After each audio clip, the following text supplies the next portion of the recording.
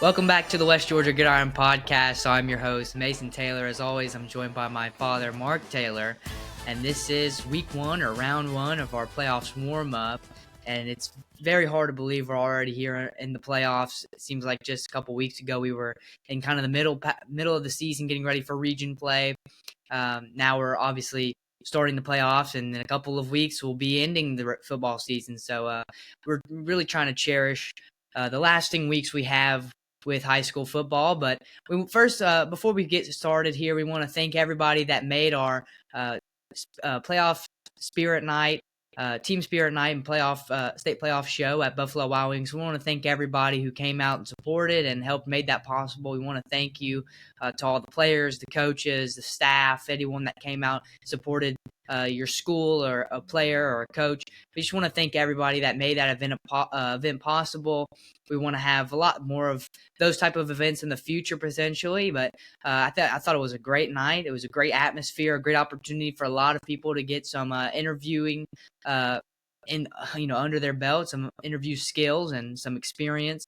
But obviously we're here to talk about the playoffs, but again, thank you to everybody that made that event possible and came out and supported. That was a really fantastic event. Yeah, Mason, we're going to head into week one. This is the week that everybody's been waiting for. Congratulations that all 9 teams in the region have made it in. So we're going to be talking about the playoff brackets, game of the week, and then Mason's matchups. Everybody wants to hear his predictions and breakdown of the previews for the upcoming games. We're going to head into the brackets. We're going to start with Class A, 1A, and Division 2. Yeah, this it's going to be interesting because obviously you see there Bowdon. We all know that Bowdon has a chance to go to state and win state. They've done it for the past 3 years. There's no reason they can't do it this year. So Bowdon obviously has state championship potential. There's no doubt about it. Mount Zion, though, you look at that top right corner. Let's say they beat Trutland. Well, then they have Early County. And if you know anything about Early County, they're a top 10 team right now. Early County is likely going to steamroll Greene County. So Mount Zion, let's say they do win here, they're most likely going to have to hit the road, take on Early County. And Mount Zion, if they make it out of that round, if they somehow beat Early County, well, then maybe we have a legitimate Mount Zion team here.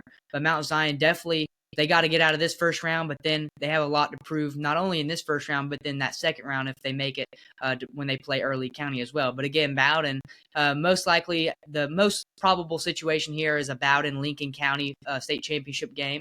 I'd love to see it. Obviously, I'm going to be honest, and I know a lot of people are going to get mad at me for saying this. I don't think Bowdon's a better team than Lincoln County as of right now. And I know people might not think I'm supposed to say that. They don't like that I say that.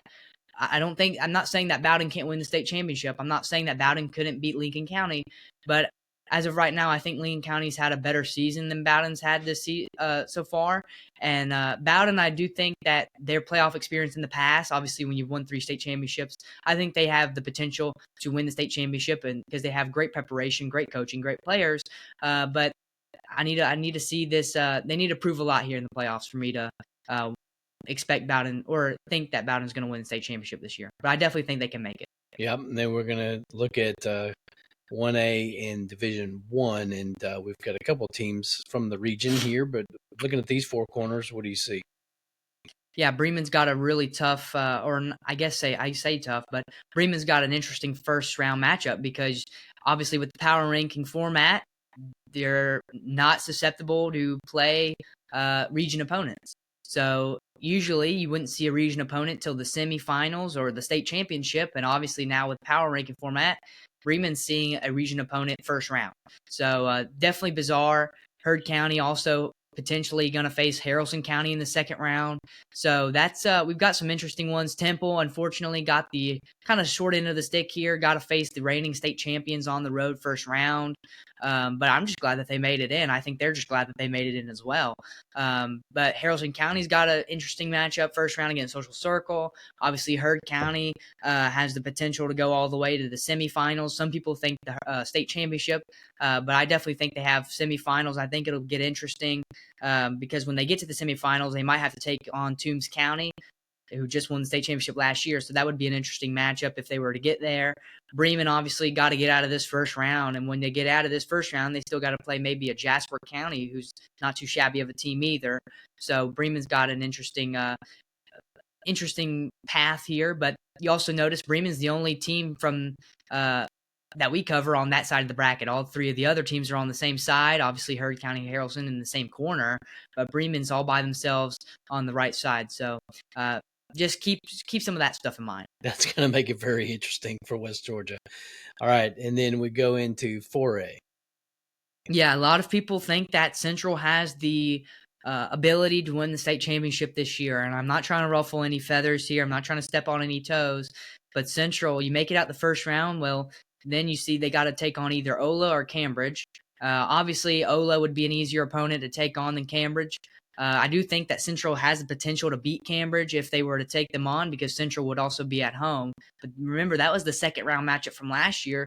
Central was at home and they lost to Cambridge pretty handedly. But I think Central has the potential to go at least to the quarterfinals here. But look at that bottom, top right. Look at the team at the very bottom. That's Benedictine, and that's a scary team to have to play, especially when you could potentially be playing them on the road and all the way in Savannah. So that quarterfinal matchup, if we were to get there between Central and Benedictine, would be interesting. I think if Central beats Benedictine in the quarterfinals, we could see a pretty dangerous Central run here, potentially to the state championship. Obviously, they still have to play maybe a North Oconee in the semifinals, who's the reigning state champions. But Central definitely has an interesting path here. They kind of have I would say a rather difficult path compared to some other teams, even though they won their region. I think maybe, let me see where Griffin's at. I mean, maybe they would have liked to have Griffin's path even better, but they still have to maybe play Creekside. But Central's definitely got an interesting path here, but I at least see them making the quarterfinals. Yeah, I don't see them matching up with a Jonesboro on the left or probably Cale, I would think, would be in there in that Final Four, wouldn't you think? I definitely think Cartersville's going to be there on the bottom left. I think they'll be the representatives. Top left definitely will be Creekside, I would say. Okay. Top right, obviously, it's between Central and Benedictine, to be honest with you. And in that bottom right, obviously, you have North Oconee. But you also have Blessed Trinity, who them or Stockbridge might try to sneak in there. Obviously, you have Marist as well. So, but definitely, I would say kind of the ones that everyone's going to say would be Benedictine, North Oconee, Cartersville, and Creekside. Mason, what was at the Creekside, the record that they just broke or set? Oh, I don't know if they've broken any record. I haven't seen anything about that. I do know that they're going to try, and they have a really good chance, them and Thomas County Central both, of beating Langston Hughes' scoring record from a couple years ago. They might have done that to Langston Hughes' defense. Creekside has played some really weak opponents this year. I mean, it's not impressive when you play Drew and put up 90 points. Yeah, you put up 90 points, but it's Drew. So, you didn't have to do that. They're obviously going for the record. Don't blame them. Thomas County Central obviously trying to do the same as well, except Thomas County Central is actually playing some quality opponents compared to Creekside. But, I mean, yeah, they're definitely – I don't know if they've broken it yet, but that would be impressive if they did, because Langston Hughes, they set that record winning a state championship, so doing it before the playoffs even start would be incredible. But Creekside and Thomas County Central are definitely going for that record. Yeah, and then with 5A, we only have one representative in the region, Rica. Yeah, and I will mention real quick before I get into this. Next, obviously, we have class change. We're reclassification next year. Region alignments. They've announced what they think the regions are going to look like next year. Maybe we'll talk about that on a later show. But that's definitely going to be an interesting thing. But we'll start off with Rica here in 5A. Obviously, taking on Northgate. No stranger to Northgate. They played them earlier on in the season. But let's say Rica beats Northgate, which would be, I mean, that's going to be it's a tough first round opponent for Rica.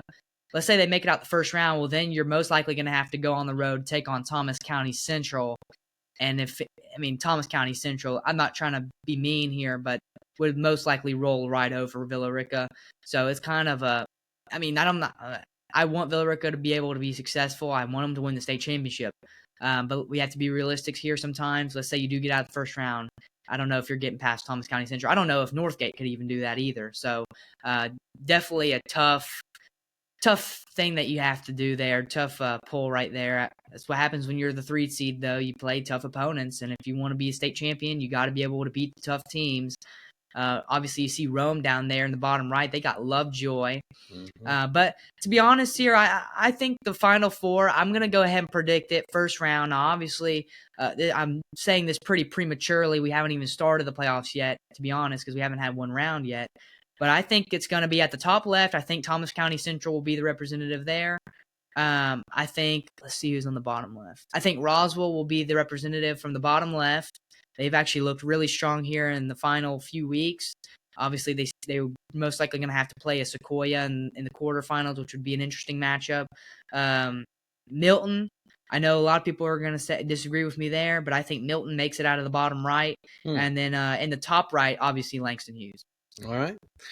Well, Mason, and then we get to 6A with and this one's going to be Carrollton Trojans. Yeah. Well, you got North Forsyth first round. Not trying to say anything before I get into the preview, but then second round you'd have either Marietta or Harrison. Harrison, as of right now, a lot of people think are top 10, but we've seen what Carrollton has done to top 10 teams this season. I don't think that scares Carrollton at all, just that have that top 10 thing. And again, it's like I've been saying all year, it's Buford, Carrollton, Grayson, and everybody else. It's that big three and then everybody else. So, when you're a number 9 versus, when it's Colquitt County versus Mill Creek, yeah, that means something. But when you're playing a Grayson or a Buford or a Carrollton, they're kind of on another level, so it's just different. Obviously, Carrollton potentially will play Grayson in the quarterfinals. I think whoever wins that matchup, to be honest with you, I don't see Buford winning the state championship this year. Interesting. Yeah, it just depends on. I think whoever wins. They have to. They have a new $62 million stadium. They should be paying their teachers instead of doing all that crap. All right. But that's another story for another day. But Grayson Carrollton, to be honest with you, I think whoever wins that game wins the state championship. And I think a lot of people would probably agree with me on that. I think if Carrollton beats Grayson, they're going to win state. I think if Grayson beats Carrollton, they're going to win state.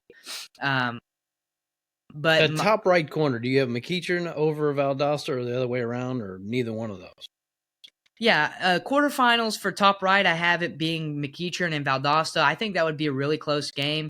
Obviously, I think it's obviously going to depend on who has home field advantage. Valdosta having to come all the way up to McEachern would be really tough for Valdosta because that's a long, long drive. I do think McEachern would win that though. In the semis, I have Grayson coming out of the top left and Grayson or Carrollton coming out of the top left. Obviously, I think most people are going to say Grayson because Grayson is the number 1 team in the state of Georgia as of right now.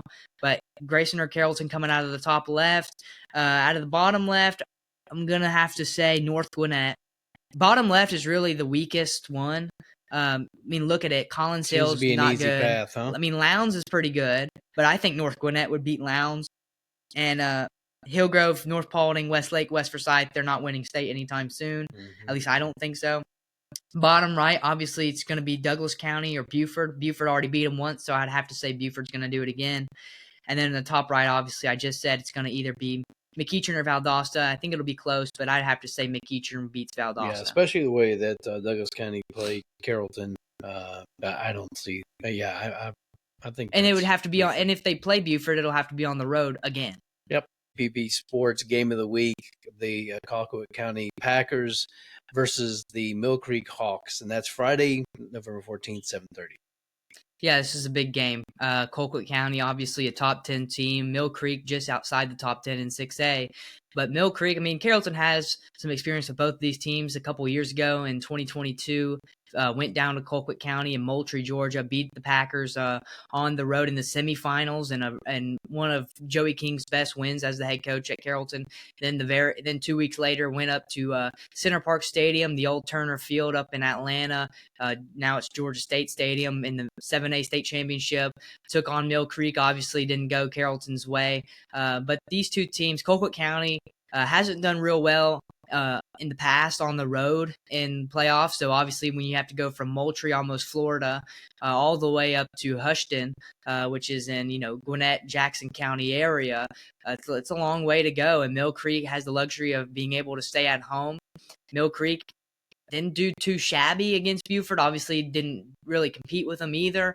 But Colquitt County, not a great road record in the playoffs. So that'll definitely probably have an impact on that game. But the winner of this game plays Grayson in the second round. and it's going to be on the road at Grayson. So both of these teams, have a big next round to look forward to, but this is a really big first round matchup.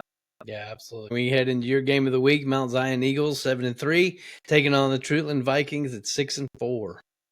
Yeah, a lot of people are going to say maybe Haralson County Social Circle should have been the game of the week, or Rica Northgate. I know you thought maybe Bremen Pepperell, but I think the reason that this one is my game of the week is because Mount Zion has a lot to prove here. We know what to expect from Bremen Pepperell because it's a rematch of an earlier game earlier this season. We know what to expect from that Rica Northgate game. Obviously, Haralson County, we kind of know what to expect from that game. But for Mount Zion, they kind of come in needing to prove themselves in this first round. You got, the GHSA blessed you with a home, the 2 seed, so you could be at home first round. So you got lucky there. But you've lost your last 2 games. You lost to Bowdon in the region championship, then had a bye week, then you lost to Manchester in a game that you wish you could probably get back, and then you had 2 bye weeks to get prepared for this game. So Mount Zion, a bit of a rough patch and a lot of just unprovenness. I think they really, if they are who they think they are and who they say they are, they need to have a big performance here against a Trutland team that's actually performed pretty well this season. So Mount Zion has a lot to prove in this first round. Let's jump into it, Mason. Let's hear your breakdown of all these teams, starting with Bowdon. Yeah, this is going to be the first meeting between the Wilcox County Patriots and the Bowdon Red Devils. Bowdon comes into this one ranked number 4 according to GPB Sports, and ranked number 4 and won a Division II. But both of these teams obviously had a week off to get prepared for this playoff matchup, and they're gonna shake off the dust here. They're gonna duke it out at Dwight Hochstetler Stadium. Both of these squads are entering this game on the heels of a big victory. Obviously, Bowdon, their defense is heading into this game hoping to repeat the dominance they displayed 2 weeks ago when they breezed past Tryon 63-0. The Red Devils, they have now beaten the Bulldogs the last 5 times they've met. Senior quarterback Joshua Hopkins, he had another great game, as he tends to do.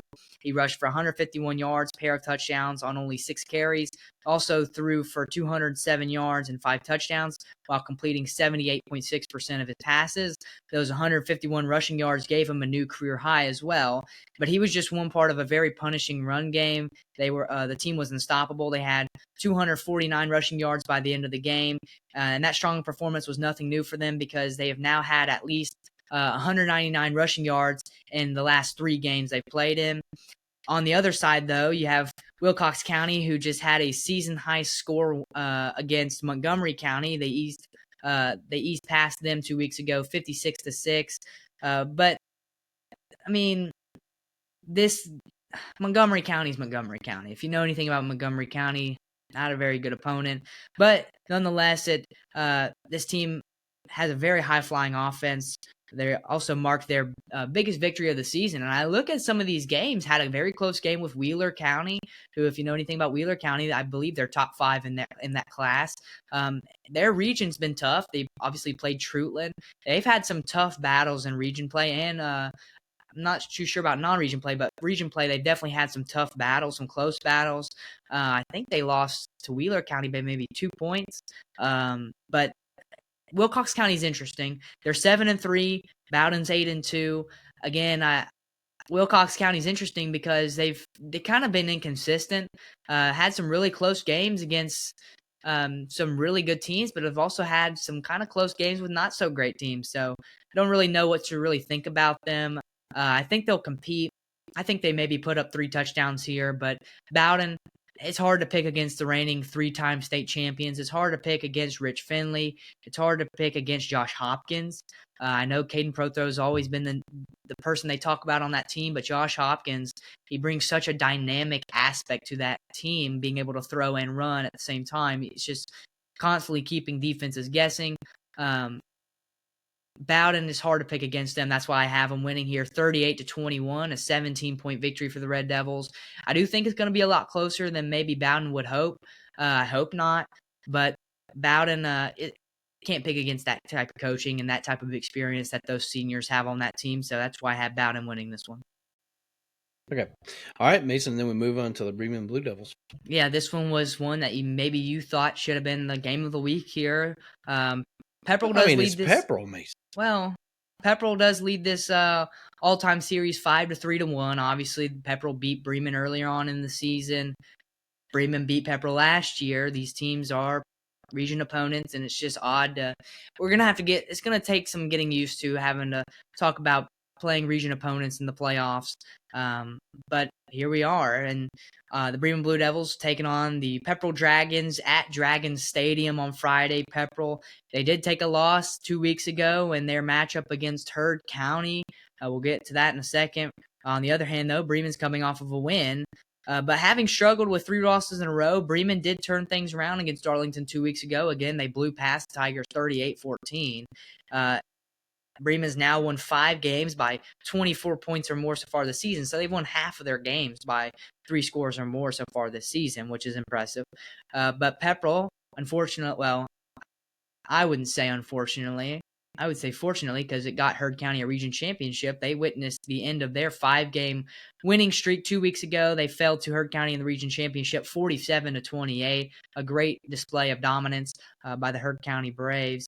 But Pepperell, that was their first defeat in the region, obviously. Their final region record is 5-1. Regular season record is 6-4 as of right now. Bremen is sitting at 5-5, so that victory got them back up to 500 on the year. Bremen, again, they couldn't quite get it done in October when they played Pepperell. They lost 21-10 at home. Now the Blue Devils have to go up to Lindale to take on the Pepperell Dragons.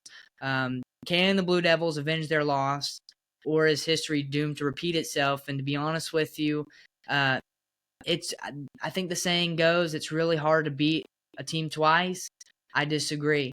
I think in this instance, Pepperell wins probably by, I think it's going to be a pretty similar game to the first time they met. I have Pepperell winning this one 28-17, an 11-point victory, so the same exact margin as last time, maybe just a little bit more high scoring. But to be honest with you, I think Bremen's going to need to bring their A game in this game. They want any chance of moving on in the playoffs. They're going to have to bring their A game. Pepperell's also going to need to bring their A game, but I think Pepperell just having that win in their back pocket, being the region runner-ups, they already have the advantage. Moss Tant and that running game that they have up there at Pepperell is pretty dominant. So Bremen's going to need to be able to stop that defensively, and offensively they're going to need to be better as well. But Bremen's really, I think they have a chance to win this game, but at this moment, unfortunately, I do not see it going the Blue Devils' way. And then your Carrollton Trojans, Mason. Yeah, this is going to be the first meeting between the Carrollton Trojans and the North Forsyth Raiders. 2 dominant running backs are going to be going head-to-head. You have, no problem. Obviously, for Carrollton, senior running back Cam Wood. For North Forsyth, senior running back Deron Perry. But obviously, this is going down at Grisham Stadium. This is possibly where the North Forsyth Raiders 2025 season ends.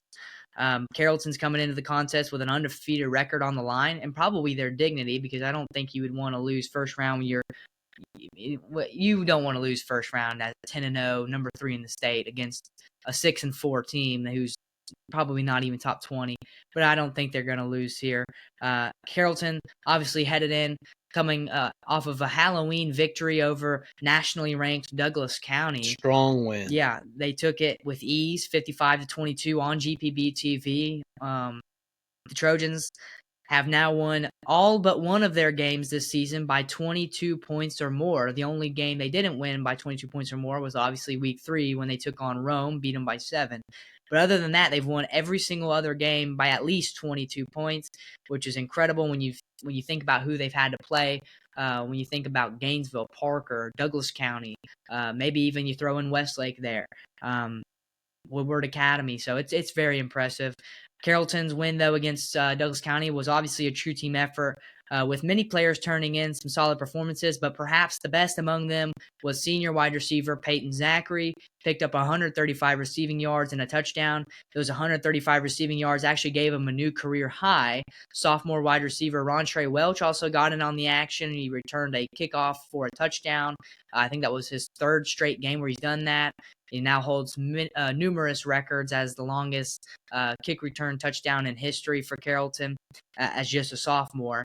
But Carrollton was unstoppable. They finished the game with 201 rushing yards, the most rushing yards as a team they've managed all season long. Obviously, special teams, 11 points in total. Obviously, like I mentioned, Rontre Welch had a kickoff that he returned for a touchdown. But on the other hand, you have North Forsyth, who is actually coming off of a season-high score when they got the win over Forsyth Central 2 weeks ago, 39-14. The score at the end of the third quarter wound up being the final score as the Raiders just coasted through that final quarter. Their defense made their presence known. They laid out senior quarterback Carter Jackson for Forsyth Central. They laid him out 3 times, and they can thank 3 different players for doing that. Senior defensive back Jace Cahill, senior linebacker Cole Simpson, and senior defensive back Brandon Russ. They all picked up a sack apiece in that game. North Forsyth got some further help from Jace Cahill. He picked up not only a sack, but he made 9 total tackles, and he had a pass deflection. Jace Cahill he's committed to go to some college in South Carolina for baseball. So I guess that's his primary sport. But obviously had a pretty good performance in football last week. But Carrollton obviously 10-0. North Forsyth 6-4. I don't want to disrespect North Forsyth here. I don't have anything against them. But Carrollton wins this one 52-10, a 42-point victory for the Trojans. I really don't know what to expect from North Forsyth, to be honest with you. Their running back, Jerome Perry, I've heard is pretty good. He looks good. But Carrollton's on another level. And after that Douglas County performance 2 weeks ago, there's not a whole lot that's going to make me pick against Carrollton here. Obviously not in this game, but I'm going to need probably to be on drugs to pick against Carrollton in these coming rounds. So Carrollton, obviously I have them winning here pretty big. I think it'll be one of those games where you just try to execute and you don't really worry about what the score is. It's like Olivia Springs. You just go out there and you make sure that for the next round, you just go out there and do what you're known for doing. Yeah, and try to stay healthy. All right, Then we move on to the Central Lions. Yeah, Central, this will be the first meeting between them and the Tucker Tigers. Central comes into this one ranked number 4 in 4A. But 2 dominant signal callers are going to be going up to head-to-head in this one. For Central, junior quarterback J.R. Harris. For Tucker, junior quarterback Jace German. But both of these teams going to be going head-to-head at Roy Richards Memorial Stadium here in Carrollton. Central obviously coming into the contest with a perfect 10-0 record on the line. If Central beats Tucker with 56 points, it'll be their new lucky number because they've won their past 2 games with a score of 56 points. They blew past Northside Columbus 2 weeks ago, 56-33. And considering they've now won 8 of their 10 games by more than 22 points this season, that's obviously nothing new there. Multiple players turned in solid performances in that homecoming victory, but perhaps none more so than 3-star sophomore running back Jace Walton, who rushed for 93 yards and 3 scores on only 5 carries. Heard a lot of great things about Jace Walton. He looks good on tape, looks good in person, on the field. So obviously, he's one of those where when his brother graduates, he's definitely going to be it's kind of the baton is getting passed to him, but he's already now with his brother still in high school performing, obviously, with those numbers. But those 3 rushing touchdowns gave him a new career high. But also his 4-star senior running back, Jonas Walton, his older brother, he also rushed for 160 yards on only 13 carries. So the Walton brothers, again, having another night there at homecoming. But they were just one part of a very punishing run game. They had 349 total rushing yards as a team. It's the most rushing yards they've managed all season long. And another reason for that win was that defensive line of Central. They picked up 4 sacks. 2 of those sacks came from junior defensive lineman Jaden Jones. So obviously he had a heck of a game, having two of the 4 sacks by the team. But on the other hand, you have Tucker, who they had a tough game 2 weeks ago. They were outscored in every quarter as they fell to Marist 35-14. And obviously, if you know anything about Marist, it's a no-joke team right there. They were the state runner-ups last year. So 35-14 is not a unusual outcome when you take on Marist. But while losing is never fun, again, they can't take it too hard. Tucker's ranked 160th in the state. Marist is 42nd. Despite the defeat, though, Tucker did see an upperclassman step up, junior linebacker Jamari Tolliver. He made 18 total tackles in one game against Marist. That's it's a pretty impressive performance there. But obviously Central 10-0 on the season. The second time they finished the regular season with a perfect record under head coach Umbre Brown. So in 3 seasons, they've now finished twice in the regular season 10-0. For Tucker, they're 6-4 heading into this game. But this game might be, I mean, we've talked about it a lot for Central. This game might be decided on the ground. There's been a couple of games where I've said the same thing, especially last week, and we saw that be decided on the ground. But for Central, again, this game might be decided on the ground. Central's averaging just under 221 rushing yards a game as a team. But Tucker, they're averaging around 194 rushing yards per game as a team. So there's a good chance that this is going to turn into a fight on the ground. I'm not too sure if Jace German's a mobile quarterback. If he is, that obviously it would be 2 mobile quarterbacks going against one another. Obviously, Jace German, I've watched him on film. I've watched seen some of his throws. He's he's a pretty polished passer, I would say, from what I've seen. But again, this one is most likely going to be determined on the ground when you have the Walton brothers. Obviously, Tucker's got their hands full trying to stop them. And you also have to defend guys like Avery Tanner and Jake Ivester, who have been getting some offers here recently as well. But I have Central winning this one pretty comfortably. A 31-point victory for the Lions, 45-14 is my score prediction here. Central, obviously, this is another one. You just want to see what you can do first round. You want to try to stay healthy. And you want to execute because next round you have Cambridge potentially, and obviously Cambridge is going to bring their A game. So don't want to look too far ahead. But Central definitely needs to get a pretty comfortable win here if they want to keep their state championship hopes alive. So, but I think Central will, and that's why I have Central getting that big win. Ooh, I was a little worried there for a minute, Mason. I didn't know where you were going with that score. I thought maybe you're going to give it to the other team because I really didn't want to have to answer to Miss Tracy Burns, one of our most faithful listeners and viewers. So, all right, we'll move on to the Haralson County Rebels. Yeah, they're taking on the Social Circle Redskins. I don't know if that name's appropriate anymore, but that's their name, and I don't have a problem with it. But the Social Circle Redskins, the Haralson County Rebels, this will be the first meeting between the two teams all time. After both having some time off, obviously, they're going to be duking it out at Taylor Memorial Stadium up there in Tallapoosa. But you got to keep an eye on the score in this one. These two teams have posted some lofty point totals in their previous games. Haralson County, they did take a loss when they played away from home back in October, but their home fans gave them all the motivation they needed 3 weeks ago. They came out on top against Bremen by a score of 34-26. Senior quarterback Paxton Ray had an outrageously good game as he rushed for 178 yards and 3 touchdowns while picking up 7.1 yards per carry. He also threw for 137 yards and a touchdown on only 6 passes. Junior wide receiver Colton Hudson was another key player, picking up 105 receiving yards and a score. They were just one part of a punishing run game, though. Unstoppable on the ground was Haralson County as they had 246 total rushing yards. They easily outclassed Bremen in that department. Bremen only had 47 total rushing yards in that game.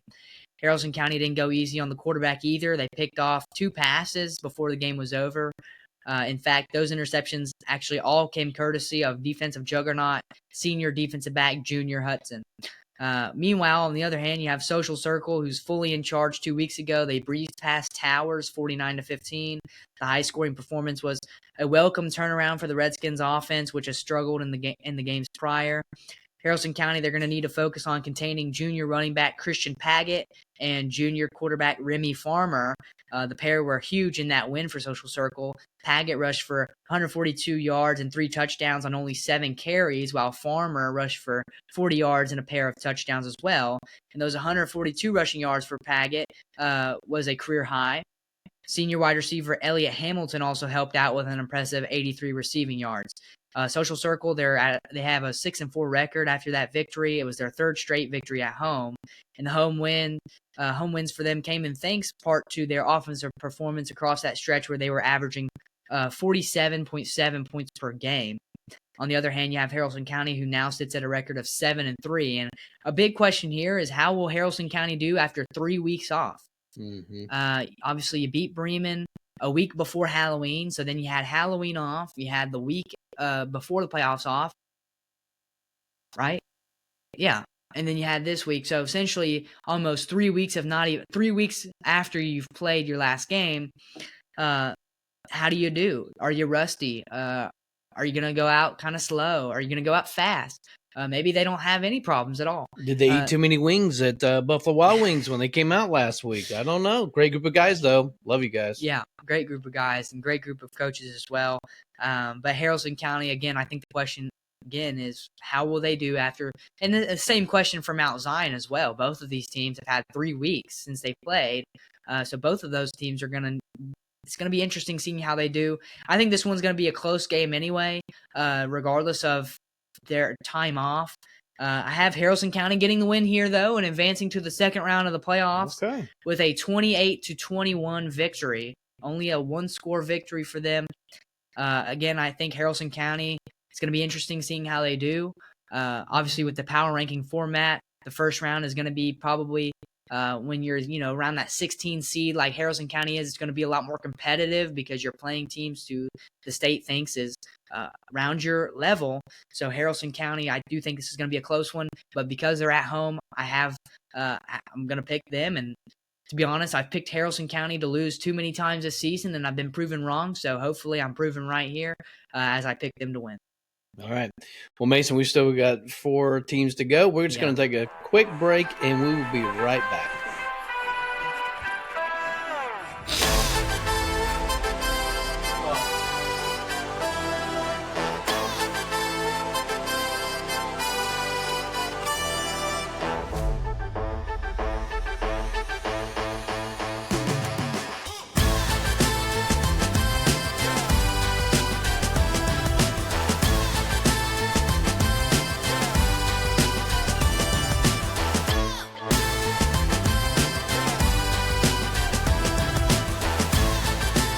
All right, everybody, thank you for letting us take that short break. And this is my team that I think, Mason, is guaranteed to win the championship for their class, and that is the Heard County Braves.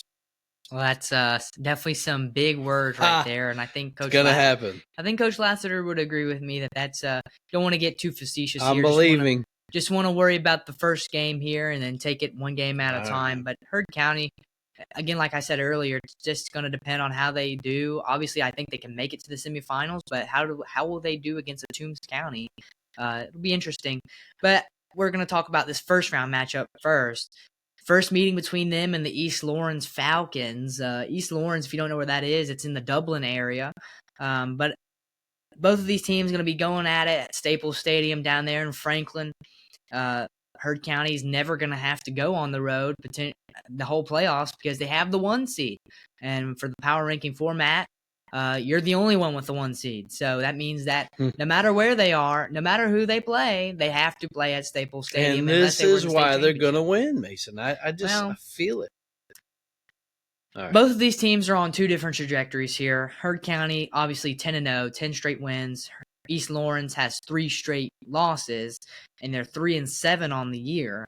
2 weeks ago, Heard County won their region championship, finished the regular season perfect, 47-28, with a 47-28 victory over Pepperell.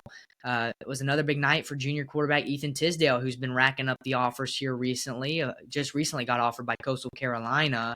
But in this game, he rushed for 67 yards and 4 touchdowns, also threw for 278 yards and a pair of touchdowns, while completing 72% of his passes. Those 278 passing yards gave him a new career high. A healthy portion of that aerial production, 175 yards to be exact, went to junior wide receiver Brody Buck Cofield, who also brought in a receiving touchdown, who I also think will be getting some offers here and at least some point soon, I would hope. But Heard County, they didn't go easy on the quarterback. They picked off 2 passes before the game was over. Junior defensive back Amari Heath and junior defensive back Trip Kerbo were the ones who had the interceptions, and Heath got in on the action by converting that pick into a touchdown. So a pick 6 for Heath in that region championship game. On the other hand, though, you have East Lawrence, who had a tough matchup 2 weeks ago when they were outscored in every quarter. They came up short against Northeast Macon, 29-8. If you don't know anything about Northeast Macon, they were the state runner-ups last year. And so that's who their region is. Got Dublin and Northeast Macon, so just a tough region there. But while losing's never fun, again, when Northeast Macon comes in at 94th in the state and you're 307th, obviously I don't think anyone expects you to win. But even though they lost, East Lawrence defense still kept up the pressure. They had 3 sacks. The team can thank 3 different players for that, for those sacks. Sophomore linebacker Lagan Mack, junior linebacker Jabrian Bigham, and junior linebacker Deonko Murray, who each picked up 1 sack apiece. So maybe Heard County's offensive line will have their hands full with that. Obviously, Ethan Tisdale is a very mobile quarterback, so it's hard to bring him down anyway, even if his offensive line was not good. But again, East Lawrence 3-7, Heard County 10-0. Just looking at that already, I think you can kind of get the hint of where this is going to go. But this one I think will be decided in the trenches. Heard County, they've been unstoppable on the ground this season. They've averaged just over 195 yards per game rushing. It's been a different story for East Lawrence, though. They've only been averaging 79 rushing yards per game this season. So how will they fare against such a dominant running game, especially when you have Heard County, who has a very good front seven and a very good defense in general? I think this is going to be one of the blowouts of the week. I have Heard County winning this one 52-7, an easy 45-point victory for the Braves as they get ready for their potential round 2 matchup against Haralson County, or maybe if Haralson County doesn't win, it would be Social Circle. But Heard County, again, I don't think they have a lot to worry about here. Just an easy first-round opponent for them. But again, you gotta treat every team like they're the best. You can't come in treating a team like they're not very good, and you can't come in treating a team like they're any different than anybody else. So, everybody bleeds the same. And again, that 3-7 record doesn't really mean anything once you step on that field. So, East Lawrence is definitely going to bring their A game because they're trying to upset the number 1 team in that class right now, according to the state of Georgia, according to the GHSA. So, Heard County, I think it'll be an easy win, though. All right. So what do you think about this Mount Zion Eagles? This is going to be the first meeting between them and the Troutland Vikings all time. Mount Zion, obviously, like I mentioned earlier, got lucky. They got the 2 seed after they fumbled the bag against Manchester about 3 weeks ago in a game they shouldn't have lost. They were lucky enough to get home field advantage as the 2 seed first round at Eagle Stadium. But both these teams, again, they took a loss in the last game. So both of these teams should have plenty of motivation to get this win, especially Mount Zion. Mount Zion, they should be hungry for a win. They had a strong season that has been derailed by 2 straight losses. They've obviously lost in the region championship at Bowdon, went on a bye week, lost to Manchester in a game they probably should have won. And then they had another bye week and then another bye week. So they are another team that's had 3 weeks off. But in their last game, they lost 36-28 to Manchester. Meanwhile, Troutland, they suffered their biggest defeat since November of last year when they lost to Wheeler County 58-14. Wheeler County, one of the best teams in Class 1A Division II. Troutland is 6-4 on the year. Mount Zion is 7-3. And I think this is going to be one of those games where it's going to be like a Bremen Pepperell type of game. I think it's going to be that kind of margin at the end of it. I have Mount Zion winning this one 28-17, an 11-point victory. But again, when you have 2 straight losses, the end of your season has not been what you thought it should have been or what it could have been. And then you've had 3 weeks off. It's going to be interesting. Obviously, having home field advantage is going to help. But I do think they get the win here. I think they do have enough firepower to get past the hump of Troutland, make it to the second round where they will potentially play, I believe it's Early County. But again, another thing is Mount Zion, I've heard they've been banged up. Well, good thing you've had 3 weeks off, so you're not banged up anymore. You shouldn't be. Everyone should be pretty well rested, pretty well prepared coming into this game. So that's why I have Mount Zion getting the win. Wow. And then it was a pleasure to meet the coach and one of the linemen, left tackle for Temple Tigers. Yeah. Temple got a tough one. Again, like I mentioned earlier, kind of got the short end of the stick here. I guess this is what happens when you're the 29 seed. But they got to take on the number 2, the current number 2 team in Class 1A Division 1, the Toombs County. What are their? I don't know what they are. The Bulldogs, I guess. Yeah, I think they're the Bulldogs. And Mason, is this one of those games that you find out exactly what you're made out of? Oh, for sure. And I think we already got an idea of what Temple. I mean, when you played 10 games, you should have an idea of what this team is made of. Temple, does not need to come into this game scared. You're 5-5, I get it. But you have junior running back Joe Jones in your arsenal. But this is going to be two dominant backs going against one another. Obviously, junior running back JoJo Jones. For Toombs County, they have senior running back Justin Powell. So this is another one where we have two really good running backs who are going to be going against each other, or not against each other, but against each other's teams. But they're going to Booster Stadium down there in Lyons, Georgia, and I guess the Savannah area, East Georgia. They call it the Pit, is what they call their stadium. So they're going to the Pit. Got to keep an eye on the score for this one because both of these teams have posted some lofty point totals in their previous games as well. Temple did blow Model out of the water last time they played, but 2 weeks ago they did fall when Model got their revenge. They fell 38-36, just shy of a victory there. And while the Tigers had to settle for second, they closed the game well in the third quarter. They outscored the Blue Devils 8-3. Senior running back Nehemiah Dorsey, he put forth a good effort on the losing side as he rushed for 70 yards and a score. On the other hand, you have Toombs County, who came in tearing into their last game with 5 straight wins, a stretch where they outscored their opponents by an average of 35 points a game. And they left with even more momentum as they breezed past Savannah Christian to the tune of 52-24. And obviously, Savannah Christian is still good. They aren't what they used to be, but Savannah Christian is still a really good team. But the contest was all but wrapped up by the end of the third quarter, by which the Bulldogs of Toombs County had established a 21-point advantage. Toombs County, their win came from a few key players that Temple's going to need to keep an eye on. One of the most notable was junior quarterback Joseph Owens, who threw for 56 yards and a pair of touchdowns.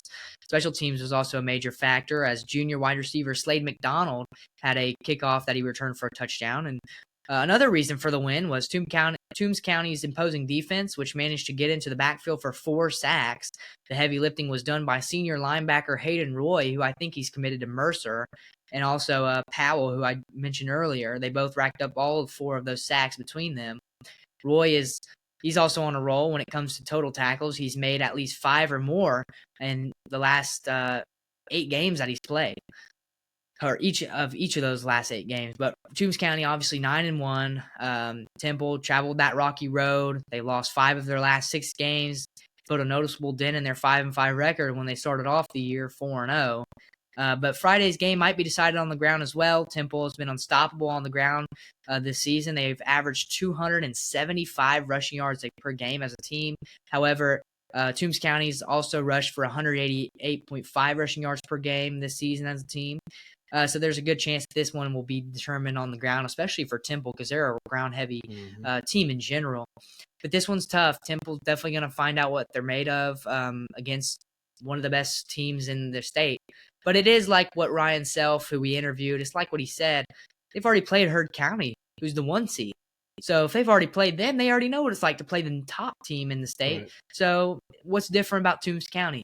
And so, again, I mean, I don't know how they feel about that because you didn't do very well against Heard County. I don't remember the score, but I don't believe they scored a point. I might be wrong on that. I know they didn't score a point against Freeman, but they didn't beat Heard County. So Toombs County, I do have them winning this one 52-7. Same exact score as the Heard County game, 45 points. Temple, I love them. I don't have anything against them, but Toombs County is another animal. They're a beast that's just waiting to go back-to-back this year. Obviously, Heard County's kind of in there, could eventually become in their way, but as of right now, Temple's in their way. And if Toombs County has anything to say about it, they're going to roll right through Temple. Temple's just got to stand their ground. They just got to play Temple football. Got to just got there and have fun. Got their player game. Hopefully, obviously, you want to try to play spoiler here, beat one of the best teams in your class on the road. But it's gonna be difficult. So I do have Toombs County winning this one, but I would love to see a Temple upset here. Ryan Self, man, I'm going to encourage you to make sure that you rally your team. That's what it's going to take. All right, and then we're going to end with last but not least, Rica, and great having Coach Barron out with his players. I think he brought the most players out. I think there were about 5, and I think they shut the place down with the wings that they ordered because Anyway, those boys can eat, that's for sure. But anyway, I'm proud of these guys for making it in for all 9 teams. But we end with Villa Rica Wildcats. Yeah, I think Villa Rica and Haralson County, I don't know who had more, but they both had the most out of anybody, players they brought. But Villa Rica, they're taking on Northgate, and I know Villa Rica's like, great, we have to play Northgate again. But to be honest, though, Villa Rica does lead this one 6-4 all time. Northgate did beat them earlier in the season, but Villa Rica before that had won their last 4 meetings. So after having a week off, Villa Rica will be going down to the Noonan area where they're going to get out on Henry Sheldon Field and take on the Northgate Vikings. And both of these teams come in to this game bolstered by wins in their previous games. Villa Rica proved they can win big 3 weeks ago when they beat Kennesaw Mountain by 21 points on the road. And then 2 weeks ago, they proved that they can win the close ones. They came out on top in a nail-biter against East Paulding, sneaking past 17-14. And, Dad, we were at that game on Thursday night, chilly Thursday night. Right. Villa Rica was down 14-0, and their defense rallied in that second half. And their offense did too because their offense scored the points. But their defense won them that game. And they went out there and they scored 17 unanswered points, had a game-winning field goal to clinch the 3 seed here to take on Northgate. An incredible win. Obviously, one of the signature wins of this season for Villa Rica. But on the other hand, you do have Northgate, who they have not done well against Dutchtown all time. They were 0-5 in their previous 5 matchups, but they didn't let the pass get in their way. 2 weeks ago, they strolled past the Dutchtown Bulldogs with points to spare, taking the game 24-6.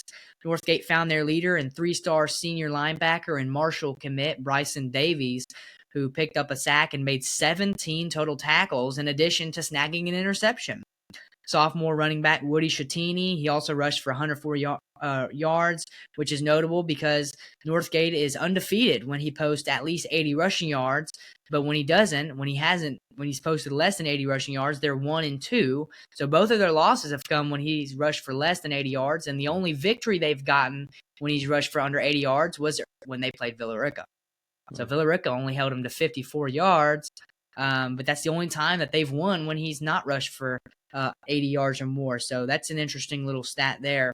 You also have sophomore athlete Travion Gill, who was another key player in that Dutchtown game, rushing for 50 yards and a score. And Northgate didn't go easy on the quarterback either. They had 2 interceptions. The picks came courtesy of Bryson Davies, who we've already mentioned, and also junior safety Elijah Jones. Davies is also crushing it when it comes to total tackles. He's made at least 11 every time he's taken the field this season. And the victory got Villa Rica back even at 5-5 when they beat East Paulding. Northgate's now 8-2 on the year. Their only losses coming to Langston Hughes and Lovejoy. But Villa Rica couldn't quite finish off Northgate in their previous matchup back in August. They fell 12-9. I feel like Villa Rica could have won that game. I think Villa Rica felt that they could have won that game. I feel like they were right there. They were right there. They were at home. They were right there. They had an interception. Their quarterback didn't throw an interception. Matthew Eubanks didn't. They held Shattini to only 50-something yards on 20-plus carries. And I really think they felt like they did a really good job in that game. I mean, Bryson Davies didn't have too many tackles. Jet Clark had only 2.5. I mean, he had 2.5 tackles for loss, but he only had 4 tackles total. So Villa Rica, I feel like they should have won that game. But that was back in week 3?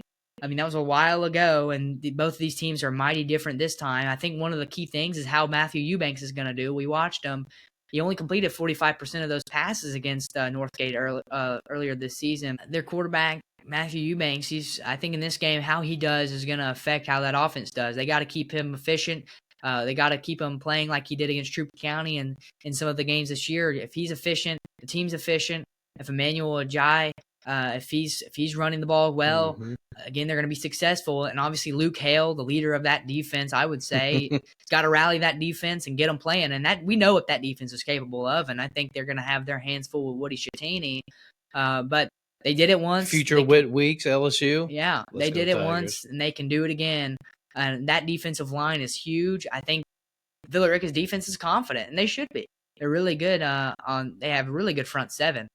But their offense is going to need to step up. Max Garfield,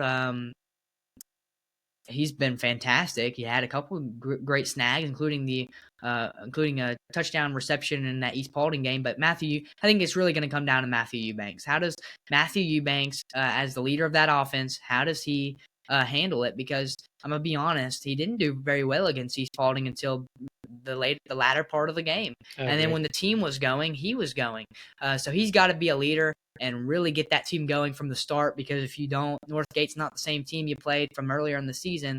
They might roll right past you. With that being said, though, I do have this one being a 28-14 game, a 14-point margin, a 2-score margin, and the winner I have being Northgate, unfortunately. Oh, my goodness, Mason. I know. We just lost half our viewership right there.